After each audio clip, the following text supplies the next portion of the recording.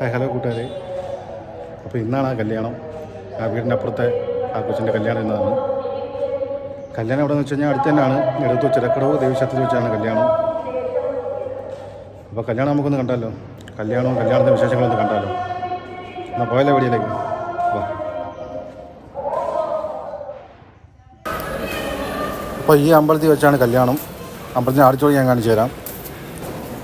അമ്പലത്തിൻ്റെ കുളത്തിനോട് ചേർന്ന് തന്നെയാണ് ആഡിറ്റോറിയം. ഈ ആഡിറ്റോറിയത്തിൽ വെച്ചാണ് കല്യാണം.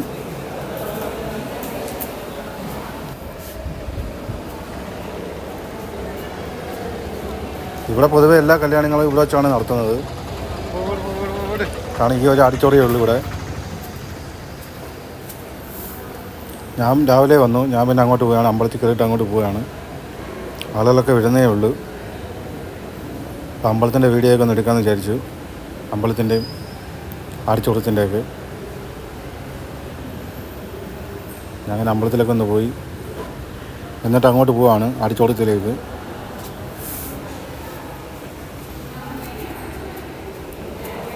കാരണം ക്യാമറക്കാരൊക്കെ വന്നിട്ടുണ്ട്.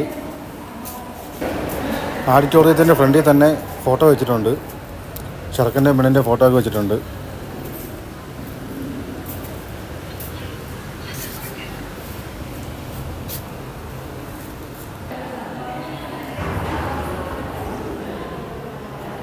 ഇതാണ് ഫ്രണ്ട് വശം ആഡിറ്റോറിയത്തിൻ്റെ.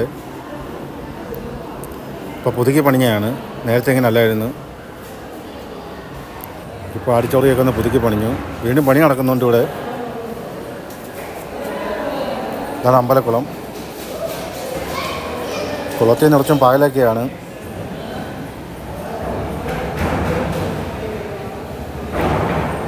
തറയിലൊക്കെ നല്ല ഇൻ്റർലോക്കൊക്കെ ഇട്ടിട്ടുണ്ട്.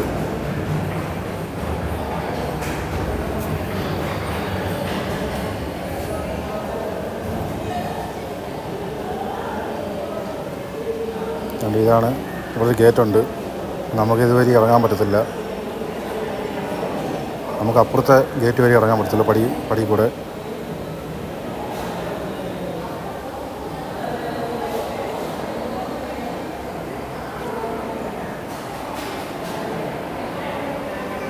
ഇതാണ് ആഡിറ്റോറിയത്തിൻ്റെ ഫ്രണ്ട് വശം. എന്നിട്ട് ഞാൻ അമ്പലത്തിലേക്ക് പോയി. അപ്പോഴേക്കും പെണ്ണ് വന്നിട്ടുണ്ട്.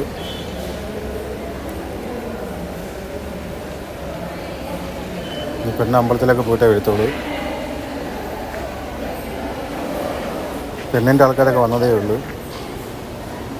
വണ്ടിയൊക്കെ ഒതുക്കിയിടുകയാണ് അങ്ങോട്ടും ഇങ്ങോട്ടുമൊക്കെ.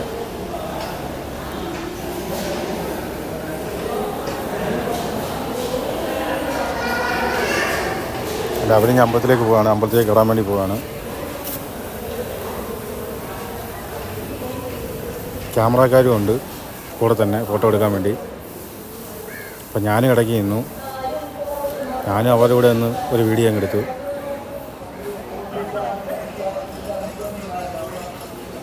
അവർ 3-4 പേരുണ്ടായിരുന്നു.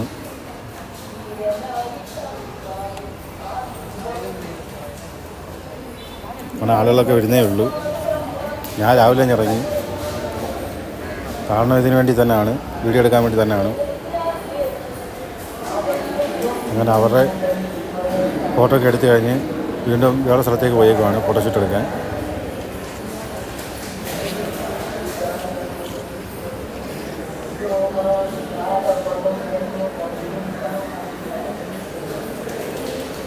അപ്പോൾ ഞാൻ വീണ്ടും ആഡിറ്റോറിയത്തിലേക്ക് എത്തി. അവിടാണെങ്കിൽ വെള്ളം കൊടുക്കുന്നുണ്ടായിരുന്നു. അപ്പോൾ ഞാനും ഒരു ഗ്ലാസ് മേടിച്ചു. സ്ക്വാഷ് കലക്കിയതാണ്. ഞാനും ഒരു ഗ്ലാസ് മേടിച്ച് കുടിച്ചു.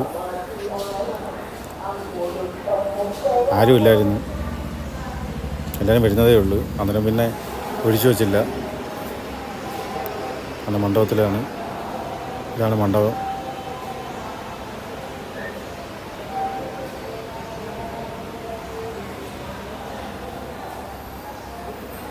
എൻ്റെ അവിടെ കണ്ട കാഴ്ചയാണ്. ഒരു കൊച്ചവിടെ കിടന്ന് വിടുന്നു. എൻ്റെ ചെറുക്കൻ്റെ വീട്ടിൽ വന്നിട്ടുണ്ട്. ചെറുക്കനെ മാലയിട്ട് സ്വീകരിക്കുകയാണ് ആൾക്കാർ, പെണ്ണിൻ്റെ വീട്ടുകാർ.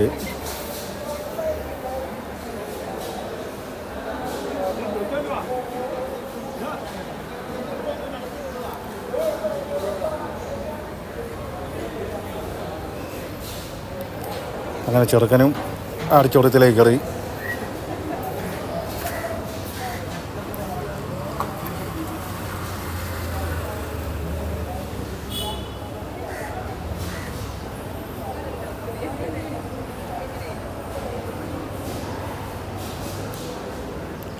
അപ്പോഴേക്ക് ഇപ്പുറത്ത് വെള്ളം ഒഴിച്ച് വെച്ചിട്ടുണ്ട് സ്ക്വാഷ് കലക്കിയത്. പക്ഷെ ആരും കുടിക്കുന്നില്ല, ആർക്കും വേണ്ടാന്ന് പറഞ്ഞു. ഞാൻ വീണ്ടും ഒരു ഗ്ലാസ് എടുത്ത് കുടിച്ചു. അത് ചെറുക്കൻ മണ്ഡപത്തിൽ വന്നിട്ടുണ്ട്. ഇനി കല്യാണ സമയമാണ്. നല്ല ആളൊക്കെ ഉണ്ടായിരുന്നു, കാണുമ്പോൾ തന്നെ നല്ല ആളൊക്കെ ഉണ്ടായിരുന്നു.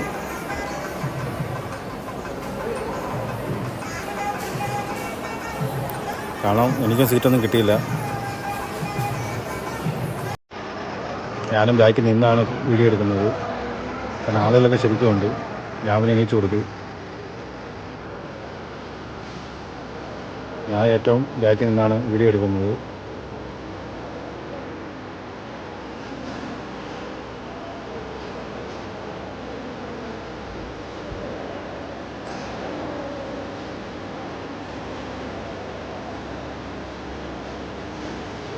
ക്യാമറക്കാർ കിടന്ന് കറങ്ങുകയാണ് മണ്ഡപത്തിന്. പക്ഷെ ആർക്കും കാണാനൊന്നും പറ്റുന്നില്ല.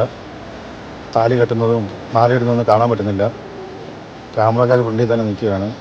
അത് എല്ലാ കല്യാണത്തിനുള്ളതാണ്. നമുക്ക് തെറ്റൊന്നും കാണാൻ പറ്റത്തില്ല. ഞാനും അടുത്തല്ല, ദൂരമാണ് നിൽക്കുന്നത്. അതുകൊണ്ട് സൂമിങ്ങും കിട്ടുന്നില്ല. ഒരു മങ്ങലുണ്ട്.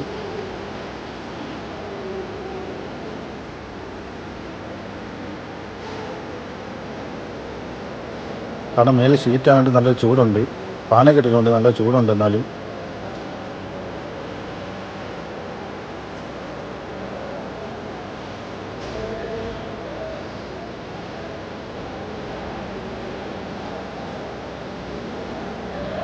മാലയൊക്കെ ഇടുന്നുണ്ട്. പക്ഷെ ഒന്നും കാണാൻ പറ്റുന്നില്ല. ക്യാമറക്കാരും എല്ലാം നിൽക്കുന്നതുകൊണ്ട് തന്നെ നമുക്കൊന്നും കാണാൻ പറ്റുന്നില്ല.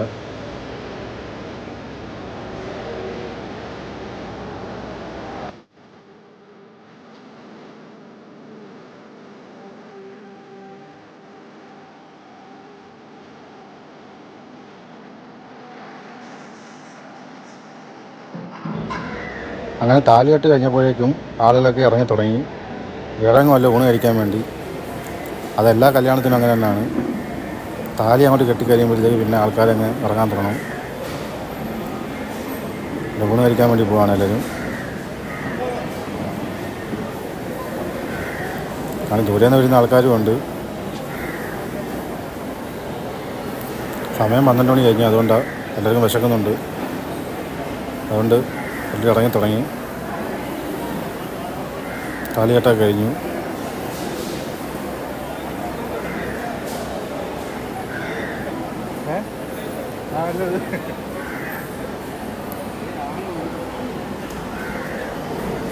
ആൾക്കാരെല്ലാം വരിവരിയായി പോവുകയാണ് കഴിക്കാൻ വേണ്ടി. കാരണം സാമാന്യം വലിയ അടിച്ചോളം തന്നെയാണ്. ഞാനും ഇറങ്ങി ചെന്നു, പക്ഷേ സ്ഥലമില്ലായിരുന്നു. കാരണം ഇരിക്കാൻ സ്ഥലമില്ലായിരുന്നു. അപ്പോഴേക്കും കയറിപ്പോയവർ കുറേ പേര് ഇറങ്ങി വന്നു. കാരണം ഫുള്ളായി. കാരണം നല്ല ആളുണ്ടായിരുന്നു.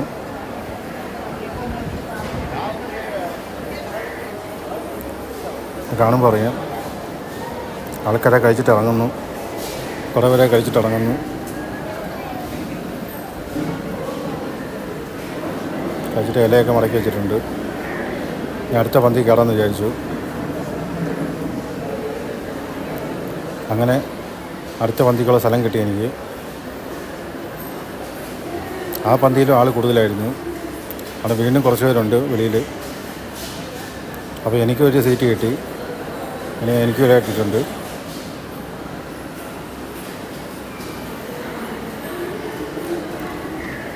ഉണ്ട്. അപ്പോൾ ഈ കറികളെല്ലാം വന്നു. ഇത്രയും കറികളാണുള്ളത്. പച്ചടി മുതൽ എല്ലാ കറികളും ഉണ്ട്. അവിയൽ, തോരൻ, ഇഞ്ചി, അച്ചാറുകളുണ്ട്, പപ്പടമുണ്ട്, പിന്നെ പഴമുണ്ട്. ഇതെല്ലാം ഉണ്ട്. വെള്ളവും വന്നിട്ടുണ്ട്, കുടിക്കാനുള്ള വെള്ളവും കൊണ്ടുവച്ചു. ആദ്യമേ ചോറും പരിപ്പ് കറിയാണ് വന്നത്. ഇവിടുത്തെ പരിപ്പ് കറി ഇങ്ങനെയാണ്. പരിപ്പ് കറിയും പിന്നെ ചോറുമാണ് വന്നത് ഫസ്റ്റ്. അതും പപ്പടവും കൂട്ടി കഴിക്കാമെന്ന് വിചാരിച്ചു. കാരണം അങ്ങനെയാണ് ചടങ്ങ്. ചോറും പരിപ്പും പപ്പടവും എന്നാണ്. അങ്ങനെ അതിൻ്റെ വീഡിയോ എടുത്തിട്ട് കഴിക്കാമെന്ന് വിചാരിച്ചു. അത് കഴിഞ്ഞപ്പോഴത്തേക്കും എക്സ് ചോറ് പിടിച്ചു. സാമ്പാറിന് വേണ്ടിയാണ്. പരിപ്പ് കഴിഞ്ഞാൽ പിന്നെ സാമ്പാറാണ് ചോറിൻ്റെ കൂടെ. അങ്ങനെ കുറേ കറികളൊക്കെ കഴിച്ചിട്ട് ഇതും കഴിച്ചു, ചോറും സാമ്പാറും. അപ്പോഴേക്കും പായസം വന്നു. പ്രഥമനാണ്, അടപ്രഥമൻ. അതിൻ്റെ കൂടെ ഒരു പഴവും ഇരിഞ്ഞിട്ട് കഴിക്കാമെന്ന് വിചാരിച്ചു. തൊലിയെ കളഞ്ഞു വെച്ചു.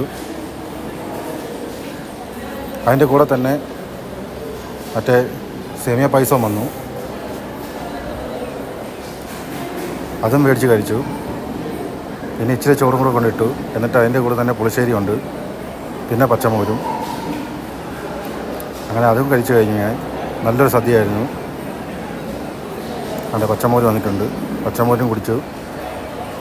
അങ്ങനെ എല്ലാം കഴിച്ച് കഴിഞ്ഞ് ഞാനും ഉറങ്ങുകയാണ്. കാരണം ഇനി ആൾക്കാരുണ്ട് കഴിക്കാൻ വേണ്ടി. പെണ്ണും ചെറുക്കനൊന്നും കഴിച്ചിട്ടില്ല. അപ്പോൾ കല്യാണമൊക്കെ ഉണ്ട്. ഇഷ്ടപ്പെട്ടോ? ഇഷ്ടപ്പെട്ട ലൈക്ക് കമൻറ്റ് ചെയ്യണേ, ഒന്ന് ഷെയർ ചെയ്തോ. നല്ലൊരു വീഡിയോയുമായി പിന്നെ കാണാം. ഓക്കെ അല്ലേ?